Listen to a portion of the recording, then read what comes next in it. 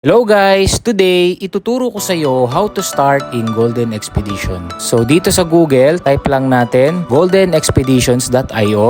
So mag-a-appear na yung pinaka-website natin. So yan, makikita natin dito guys yung pinaka-interface ng website natin. No? So click lang natin, scroll down. Ayan, so makikita natin dito yung mission and vision of the Golden Expedition. So how it works, connect your wallet, craft your profile, select your miner's identity. Tuloy-tuloy lang, scroll down nyo lang, makikita nyo lahat ng features ni Golden Expedition.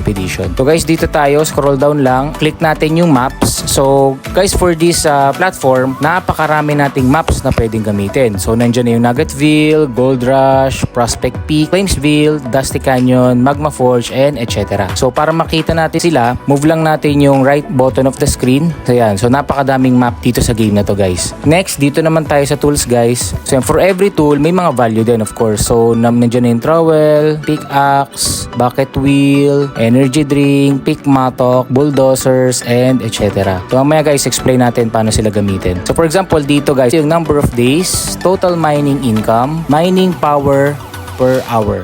So naka-indicate dyan guys. So for every tool, may mga value siya. Gaya ng na-mention ko kanina, marami silang value or marami silang usage. So guys, makikita nyo dito, pwede nating i-check every now and then yung mga usage or yung mga gagamitin natin. So next is also yung development team natin.